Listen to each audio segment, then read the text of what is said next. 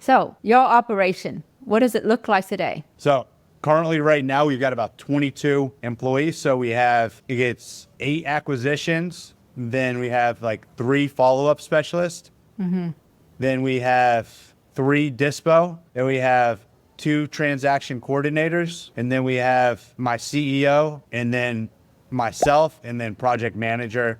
And we're about to hire a sales director. We're hiring a sales director right now. So whatever that tallies up to is 21 or 22 or somewhere around there. Okay. So it's a sizable operation. Do you guys do mostly wholesale? Do you take title? Do you operate in one city, one state? What does that look like? Yeah, so we do properties all over the country. I was one of the first people to do nationwide wholesaling. So I pioneered that probably in 2016.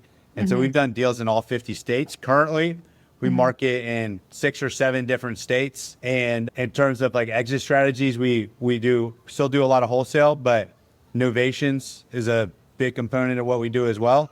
And then we will take down properties. So we wholesale and flip, and then we purchase rental properties as well. So we cherry pick the very best rentals and flips, and then novate or wholesale everything else. Are you doing the rental and flip in locally, or that also apply to everywhere? I say everywhere, but we have pockets where we like to hold rentals. So we have rentals and they're spread out. Like I have a bunch of rentals in Indiana, Illinois, Missouri, Georgia, and then Texas. And then we flip all over the country as well. So we'll, do it all remotely.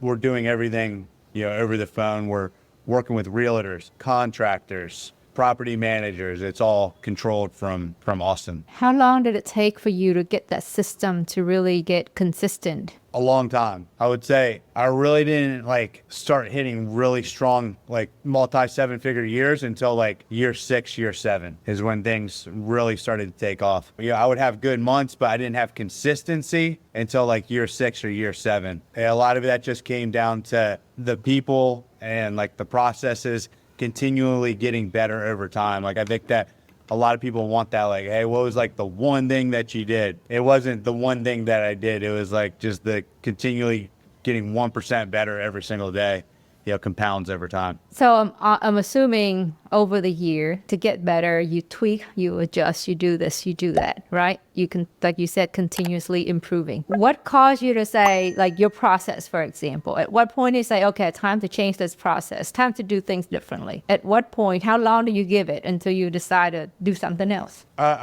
There's a formula that we look at. It's basically okay, for marketing, right? I think a lot of people will be like, man, my marketing's not working. Well, what does that really mean? How long have you been marketing for? Is your marketing trending down, quarter over quarter? Because a lot of people will think oh, my marketing is not working. We've had a couple bad weeks. That's no reason to pull the plug on something, right? Yeah. A lot of business owners, they're undercapitalized. They're scared to death, especially when they're getting going. And so they make short-sighted, not so wise decisions. And I did that for a long time too. So you need to be making data-driven decisions on when you're going to either improve something or change something in your business. You always got to be looking for that next best thing, but you can't get shiny object syndrome either. There's always a new CRM, always a new technology. I think it's healthy to R&D into your business, but if something's not broken, you don't have to fix it either, right? Sometimes simpler is better. So you just said CRM. Are you using the same CRM you are today, or have you changed CRM? Well, so we use InvestorFuse. I've been using InvestorFuse since 2015. Yeah. And so originally it was on Podio, and then they brought it in-house and they built it themselves. And we've just been with them the entire time. They've been really, really good strategic, vendors for us. They work with us and we're in alignment with their tech team. So they build things out the way we want, and we're super happy. So is that credit to your now CEO person? Because I looked at InvestorFuse years ago and it seemed just really complicated for me. It was. So here's what happened. So when they went from Podio and then they did their own build out, we said, we're just going to stay on Podio because this is a mess. You guys still have a long way to go. Yeah. And every year they would check in hey, are you guys going to switch? And we're like, no. And then a couple years in, we said, listen, we're not switching until you do all these things. Like, Yeah. we gave them an entire list. It was almost unrealistic, the list that we gave them. Well, 3 months later, they came back and said, hey, we've done all of it.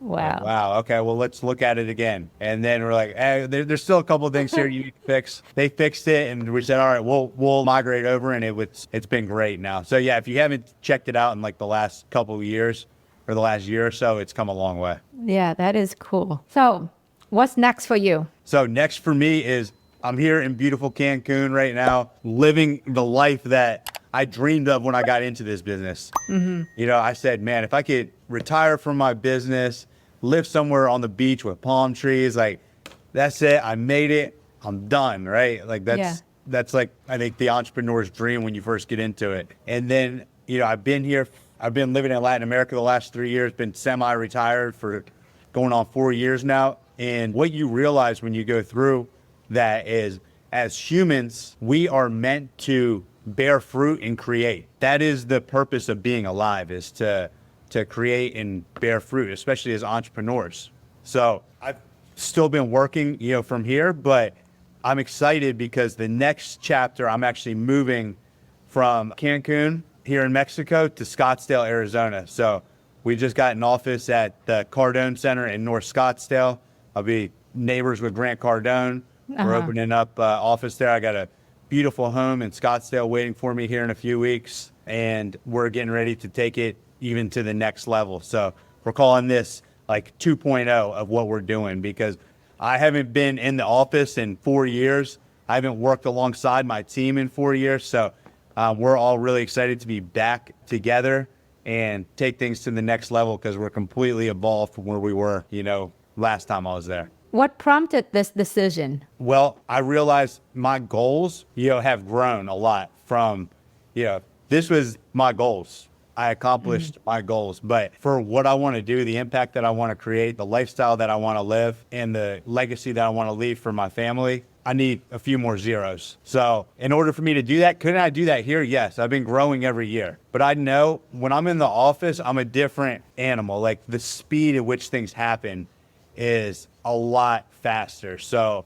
I'm going to move in order to have proximity to my team. And then Arizona, there a lot of our vendors, colleagues, peers, mentors are all out there.